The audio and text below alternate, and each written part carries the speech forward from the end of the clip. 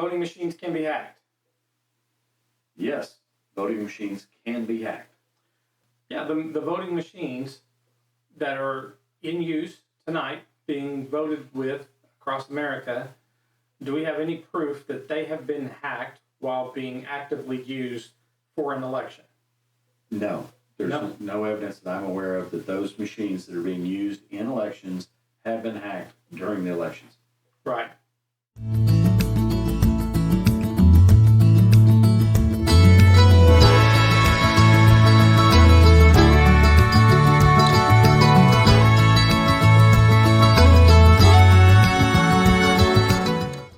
I'm Randy. I'm Calvin, and We are the original security guys. Okay. Voting machines can be hacked. Yes, voting machines can be hacked. Do we have proof that they've been hacked? Well, yeah, go to YouTube. Yeah. Now, are you referring to voting machines or the machines that are in production being used for voting today? Yeah. So today's election day. Midterm elections. And they're going on as we speak. No, they're over. Well, for Central Time anyway. Yeah. Okay, so Voting's just entered for us.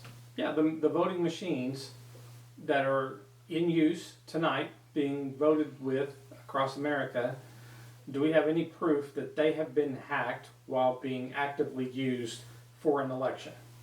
No, there's no evidence that I'm aware of that those machines that are being used in elections have been hacked during the elections. Right. But we do have, there is records, public records, and for a conference that happens every year in Las Vegas, they do hack voting machines. And in fact, they've got a lot of them. And anybody that attends the conference can actually go there and see how they're being hacked and test their own skills to try to hack those voting machines. They've been doing it for a good number of years. Yeah, and I believe that you can find a lot of those videos on YouTube that evidence that. Yeah. And what conference was that? DEF CON. DEF CON, right? That's the hacker conference that is right next to Black Hat, right? Every year. We've attended that conference once or twice or so. Great conference if you want to understand how processes, devices, computers, cell phones, voting machines, vehicles, any kind of device can actually be hacked or compromised. They actually show and demonstrate that, and there are lots of presentations that does talk about how different types of platforms, the technology that's used today, how they're actually vulnerable and how they can be hacked, and how hackers are actually hacking them, right? So at this particular conference, there are real true, they're just criminals. They're hackers, they're criminals, they're there. They're security researchers. Yes, of course, they're security. They're ethical hackers. Yeah, that's it. They're ethical. Your favorite term, ethical hackers.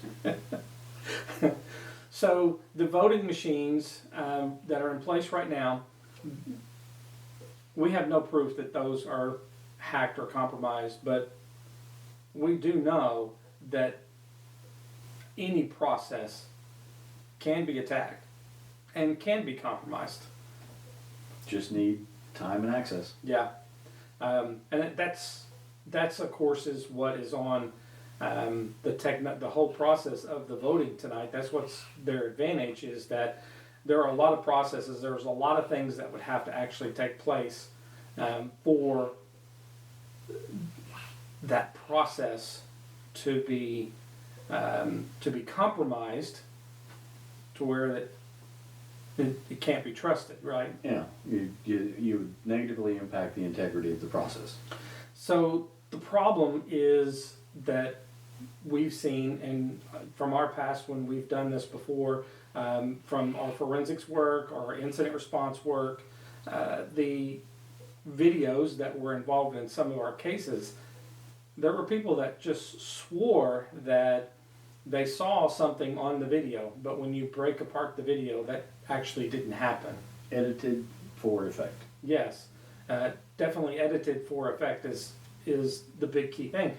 Hollywood does this on a regular basis, right? Some horror films, they intentionally, there are some directors that are better at it than others that will intentionally not show you the actual gore itself, but give you everything so that you understand what happened. And you'd be surprised how many people really say, I saw it happen. Well, they didn't. Yeah. But they believe it. It's where the brain fills in the gap to make it a whole picture. Yeah. Yeah. So as we talked about, the voting that's going on right now, there is problems with one particular area. Their voting machines are not working for one party, and that in of itself is a problem. But people are making it a very big problem because of the distrust of the process, what's taking place. And we talked about, you could take a camera for full disclosure, clarity, for everybody to see what's taking place. But even with taking a video of the count to, reconcile all of the issues or things like that that's happened, there still will be people that will see it the way they want to see it. Yeah, and what has to happen is you have to insert into the video a marker, either a sound or a video piece that occurs every X second or seconds, and then as long as that item, that chirp, that picture or that image occurs every X seconds in the video, it's unlikely that the video has been edited. There's ways of getting around that, even being so, if you collapse down enough of it to maintain it, but it takes longer, but the integrity of the video would be withstood. Yeah, the technology does exist to completely fabricate, any video or anything like that. It does exist, but the skills to be able to do that, it takes a lot. Now, maybe somebody's willing to spend that kind of money when you're talking about the elections or whatever. But again, we can speculate all day long. We can create our own conspiracy theorists because of the lack of answers. And I think that's probably the bigger problem in America right now than the fact that the voting machines can actually be hacked. Yeah. I think it's just the fact that there's so much lying. Some people might come out and say they absolutely cannot be hacked. Well, that's not a true statement. And I think America knows that at this point, that their own phones can be compromised, their computers can be compromised. When banks systems are getting compromised, it happens. So yeah, they're vulnerable. The issue is not that something can't be hacked, but can you detect? That's what it really comes down to. Can you detect that? And I think there needs to be a lot more understanding about the detection of it happening and occurring, and how they happen, and going after that and balancing it out between trying to prevent it and trying to detect it. There should be just as much effort going into the detection that it's occurring, that there's something wrong, integrity is in question, as there is in trying to prevent it. Because ultimately, you could spend an unlimited amount of cash and get the foremost security experts on it, and whatever they build, as soon as they're done, it can already be hacked, and there will always be somebody trying to prove that it can be hacked. So rather than trying to say, we're going to build something that's bulletproof and can never be hacked, that cannot happen. So spend as just much time, money, and effort and expertise into trying to detect that it's occurring. And protect the integrity. Yeah, protect the integrity of the process. And maybe that's what all of America is screaming about, and more so than the fact that a machine can or cannot be hacked, a process can be attacked. And, we still had the equivalency of what people were thinking is happening already happened with hanging chads. And that was a manual process. That was not electronics. And you said, well, that wasn't hacked. Well, I don't know. Again, I don't know. I have no proof one way or the other. Okay, I can understand. And I'm not stupid. What evidence of the Chad hanging is left? Yeah. You know, and what is the equivalent, you know, when it comes to the electronic voting machines, right? We're maybe seeing that right now in one particular area where the machines are not working for one party and they're working fine for the other party. Well, what's happening? Well, there is an explanation. The problem is, are we going to get what is plausible and that can actually be proven, or are we just going to get somebody's placation that, oh, it's not happening, there's nothing to see there's here, nothing go to away. see here, go away, you know? And again, it builds distrust, and the mind will fill in the blanks. Well, I fielded a phone call earlier today where a person had a question because they were doing their due diligence. They checked their phone for Wi-Fi while they went to go to do their voting, and when they were in that area, they noticed a Wi-Fi that they didn't notice outside that area. Yeah. Now that doesn't mean that was associated with the voting machines. It doesn't mean that it was connected to the internet. It doesn't mean that it was ongoing hacking. Could have been any one of a number of answers on why that was occurring. Yeah. It could have been that the person went into a room, the Wi-Fi they picked up was on the other side, and they were just able to pick it up in that room, and when they exited the room, they were back outside the range. There's several things that could occur until you go there and do the analysis and do the inspection. You're not going to know. Yeah. Well, and hopefully none of these voting machines are wireless. Hopefully they're wired connections. But yet in every one of the every one of the voting locations, there's businesses, there's houses, there's things that are close enough around there that there's going to be, you know, any kind of internet, Wi-Fi connections or regular business that's taking place surrounding that. We know from experience, this is how hackers do it. If they can't hack what they're looking for, they'll get something right next to it and try to find a way in. Yeah, pivot. Sideways, yeah. That's extremely common. So can the voting machines be hacked directly? We can come up with all kinds of scenarios. Well, they can't. Well, what about the connection that they're connected to? I mean, that's got to go somewhere. Mm-hmm. I mean, it's not like a wire that goes directly into some secure system. The voting machine that I observed today just had power to scan in the ballot. Yeah. So I'm assuming that it was stored on board and then would be retrieved either through a USB or once the device was taken to a secure location, uploaded via another method. Right. Right, and that's the kind of systems that we have in Oklahoma, where they're not necessarily connected directly to the internet. They're just electronic, and they do counting. Yeah. And then they have verifications that are kind of built into it. But then you still have the piece of paper that can be counted, as well as to go along with the electronic count that goes on.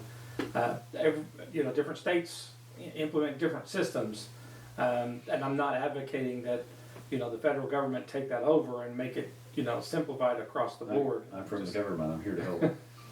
Yeah. So as much as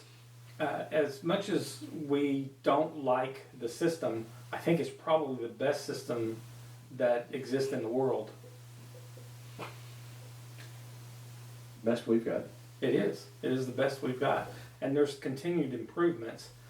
Just to understand, though, I think what the officials may be missing is that, any machine, any process, whether it's an electronic voting system or manual, it's a process. It can be attacked. It can be compromised. Try to balance out the prevention with the detection that it's occurring, and then be as transparent as possible, just knowing that everybody's going to question everything, and that will never stop. Well, and I mean, we've got to start looking at is testing the integrity of the software and firmware loaded on the device before the election, making sure that it is what was originally installed, testing it afterwards to verify that that system has not been modified in any manner, Right. and doing some validation of the data that the data has not been manipulated in any way. Right. And that goes a part of checking to see if there has been an attack or it has been compromised, if the process has been compromised. And then monitoring of those machines as well, because if in our instance in Oklahoma, they're just scanning it in, and that's only going to take so much processing each time. Now, I can see where there could be some variation based on somebody's inability to color it in or coloring in too much, but I would think that there would be a parameter for the process and RAM used each time that's scanned. Right. Keep a record of that. Right. And then if all of a sudden the machine goes from 20% utilization or 30% utilization every time a ballot's stuck in to 75-80% utilization, there might be a problem. Right. Yeah. There are ways of detecting that. Yeah. And then I think those officials are afraid to say that there was a problem because all of a sudden that, right now, it really throws, turmoil, I guess you could say, that there's a distrust. And so they're worried that somebody's not telling the truth. And some of that stuff is the processes. Well, there's a legitimate reason not to disclose process. Because when you disclose what the process is, It now becomes easier to hack. Yeah, it becomes easier to hack. So I still like your idea of being, with the technology that we have, being more transparent, and more transparency, there's less ability to argue of the loss of integrity of the data. Right.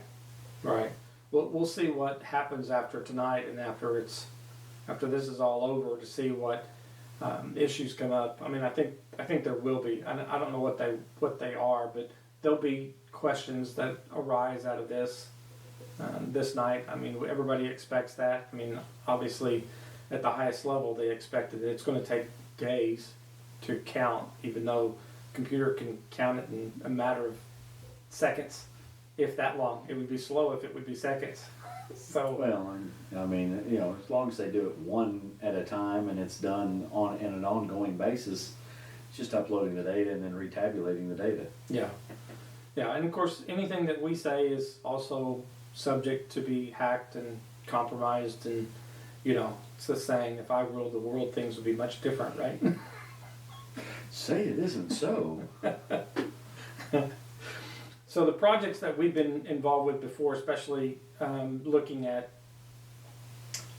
electronic voting and coming up with a system. This was early on in the early 2000s, talking about hanging chads or whatever. But the systems that were created then that we were kind of a part of, I mean, there were problems. Yeah. But